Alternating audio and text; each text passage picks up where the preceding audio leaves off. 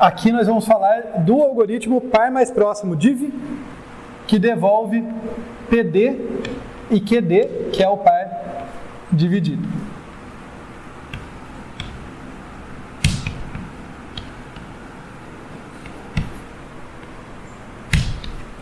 E ele recebe aqui Px, Py e delta. Lembrando que delta é a distância, é o valor da distância do par mais próximo que ele conhece até o momento, seja a esquerda ou a direita.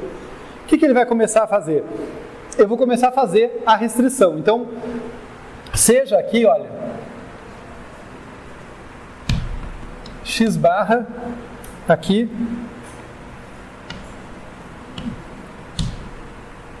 a mediana, eu vou escrever desse jeito para ficar compacto, mas a mediana de Px, quer dizer, falando em voz alta porque eu estou escrevendo pouco, né? É a coordenada x que divide os pontos de Px, metade à esquerda, metade à direita, se for par, e não empata em 1 se for ímpar. Por que eu estou chamando a atenção para o x barra aqui? Porque agora eu vou fazer uma restrição. Então, uma vez que está definido o x barra, né, lembra, eu já usei ele aqui. Ele já estava escondido no pseudocódigo, mas eu já tinha usado ele para dividir. Mas uma vez que ele está explícito, eu posso falar o seguinte. Então, seja... só para ser consistente, qual que eu uso? S. SY, a restrição de PY, vamos colocar assim, de pontos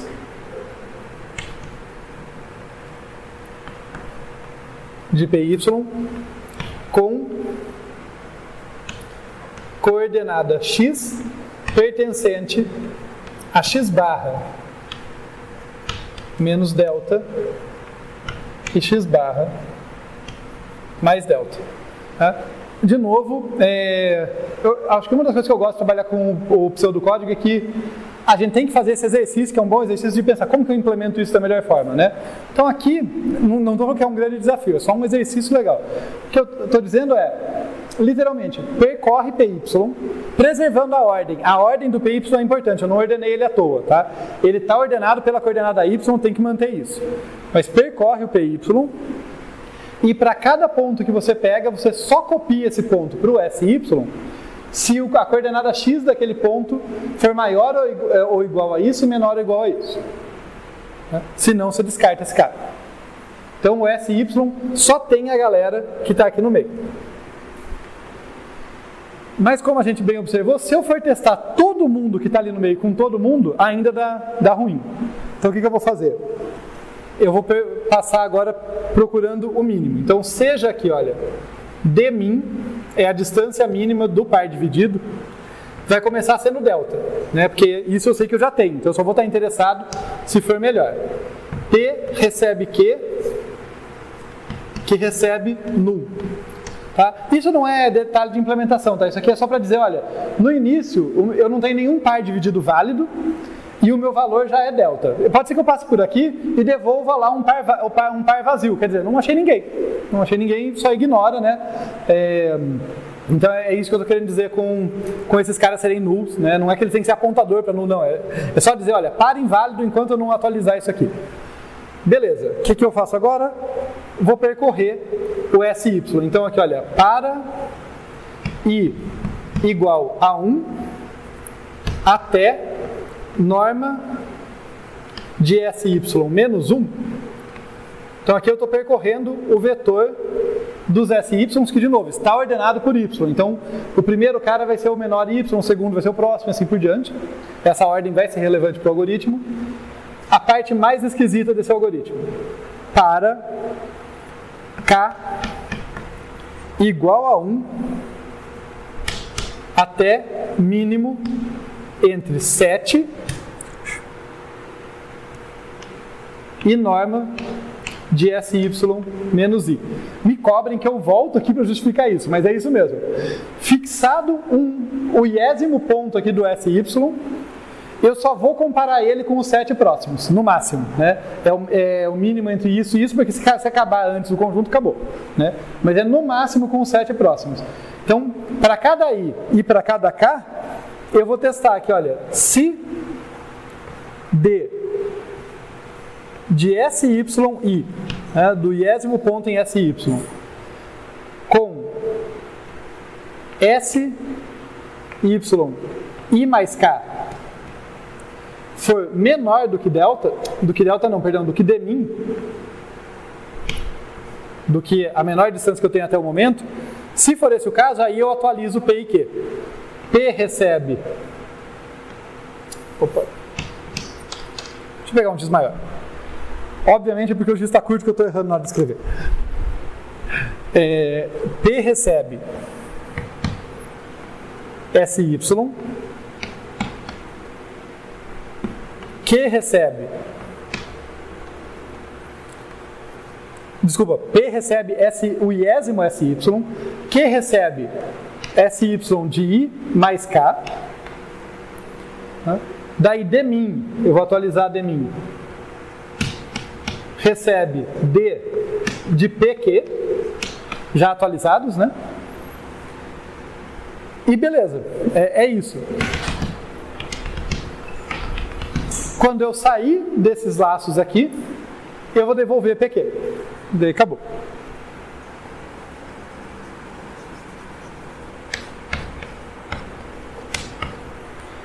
Em geral, eu gosto de mostrar, de projetar o algoritmo com vocês. De vez em quando eu gosto de chocar. Eu gosto de falar assim, não, vou colocar aqui um pseudocódigo muito estranho e depois a gente vai se esforçar e vai ver que isso faz sentido. Tá? Então até aqui, ó, vamos ver até onde estava fazendo sentido que a gente conseguia deduzir, que não precisava do pseudocódigo. Ó. X barra, beleza, a gente já sabia conhecer esse cara que separa que separa os pontos metade para cada lado. SY a gente já tinha concordado que era uma boa ideia, né? Os caras que estavam fora dessa faixa, né, que tem 2 delta de largura, não são interessantes. Então SY é só a gente tendo uma notação para chamar esses caras. Olha, os caras que estão no páreo, que tem chance. Daí, para esses caras, eu vou testar todos eles. Então, para ir de 1 até SY menos 1, esse menos 1 é bem tranquilo, tá, gente? Às vezes, detalhe do pseudocódigo é que para falar em distância, tem que ser sempre distância com relação a alguém, né? E como eu estou indo em ordem crescente do Y, é o primeiro com os demais, o segundo com os demais para cima dele, né? E o penúltimo com o último. O último não tem com quem se comparar, não tem porquê. Então, esse menos 1 é só um detalhezinho. Não tem nada de obscuro. Aqui é obscuro. Né? Porque aqui eu estou falando, olha, ao invés de eu testar todos os pares, que seria um jeito de garantir que eu não deixei ninguém de fora, eu vou testar só para os 7 próximos. É isso que eu estou fazendo. Né? Fixado um I, eu comparo a distância dele com o I mais K, para o K variando de 1 até 7. E daí aqui é só pegar o mínimo, daí aqui não é tão estranho, né? O estranho é esse K definido dessa forma, mas isso aqui é só uma notação feia, mas sou eu pegando a distância entre 2 pontos, entre o iésimo e o iésimo mais K, e se a distância dele for menor do que a mínima que eu tenho nesse momento, eu atualizo. Tá? Então é esse cara que é esquisito. Eu prometo que eu vou mostrar para vocês por que acontece isso e tal, vai fazer sentido. Mas já que eu coloquei o algoritmo, vamos só entender a eficiência dessa brincadeira, para depois eu focar na corretude, né? Focar em, olha, por que isso está correto, por que eu não estou roubando e tal. Tá? Porque a eficiência a gente começou a falar, né? Eu até acabei apagando, mas a gente falou que isso aqui era O de N, por exemplo, né? Por causa dessa segunda parte. A gente chegou a falar alguma coisa, mas ficou no ar. Tá? Então, vamos ver juntos isso aqui. Ó. SY, essa parte aqui, leva tempo O de N. Essa a gente já concordou que é O de 1, né? É a pergunta que eu já tinha feito lá atrás, vocês já tinham respondido, né? Encontrar a mediana e no caso a coordenada que divide na mediana, beleza. O de 1 consigo fazer porque o PX está ordenado. Essa aqui vai ser O de N, porque eu tenho que passar por todo o PY para conseguir filtrar, para conseguir fazer a seleção. Ok. Isso aqui é tempo constante. Isso aqui são N-1 iterações. Né? e n-1 iterações. Se eu vou do i até o si-1, é menor ou igual, melhor dizendo, né? Porque entra naquilo que a gente falou. Essa restrição é muito esperta, na prática deve ser útil, mas eu não tenho garantia que eu filtrei ninguém. Podia estar todo mundo nessa faixa, né? Então a garantia de pior caso é que limitou n-1, ainda que na prática possa limitar bastante. Onde que o negócio fica mais complicado? Ó, venham juntos comigo. Isso aqui leva tempo constante, certo? Isso aqui é o de 1, né? Olha, é um teste, pega aqui a distância, né? Calcula essa distância, faltou um fechar parênteses ali. Daí compara com o demin, se entrar no if, são 3 atribuições, nada muito surpreendente, né? Nada, tempo constante isso aqui, tranquilo, né? Agora vem a pergunta tricky. E isso aqui? Esse laço de dentro, qual que é o tempo que ele leva? Pode falar? 7. Mas 7 é o quê? É uma constante. Concordam que se o que está aqui dentro leva tempo constante, 7 vezes uma constante ainda é uma constante?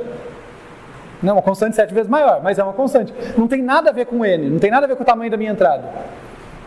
Então, isso aqui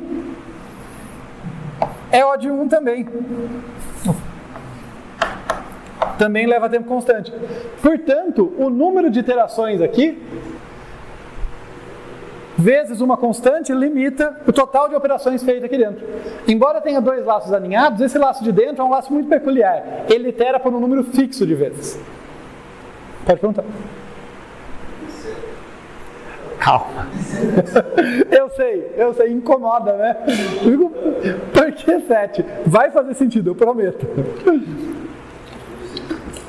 Vai fazer sentido, mas é muito específico, né? Não é número cabalístico, eu prometo para vocês também. Tem um motivo super banal. Não é arbitrário.